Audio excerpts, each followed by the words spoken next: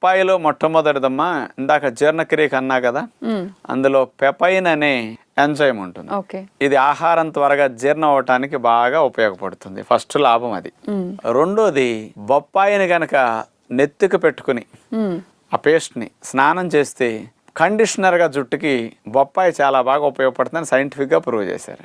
Okay. మూడవది తీసుకుంటే ప్రొద్దునే 2 చీలికలు, సాయంకాలం 2 చీలికలు 4 వారాల పాటు తింటే ఆటో ఇమ్యూన్ డిజార్డర్స్ కానీ, కొంతమందికి కీళ్ల నొప్పులు, కొన్ని మొండి నొప్పులు ఉన్న వాళ్ళకి ఇన్ఫ్లమేషన్స్ కీళ్లల్లో చర్మాల్లో ఎక్కువ ఉండి, కొన్ని రకాల ఆటోఇమ్యూన్ డిజార్డర్స్లో బాడీలు ఇతర అవయవాల్లో ఉండి ఇన్ఫెక్షన్ ఎక్కువగా ఉండి వాళ్ళల్లో బ్లడ్లో సిఆర్పి అని ఒక కెమికల్ పదార్థాలు కనపడతాయి అనమాట. ఇన్ఫ్లమేటరీ మీడియేటర్స్ అంటారు. అలాంటివి ఈ బొప్పాయి 2 పూట్ల 2 చిలికలు పొద్దున 2 సాయంకాలం తింటే 4 వారాల్లో ఆ ఇన్ఫ్లమేషన్ భలే తగ్గిపోతున్నదని జర్మనీ సైంటిస్టులు 2005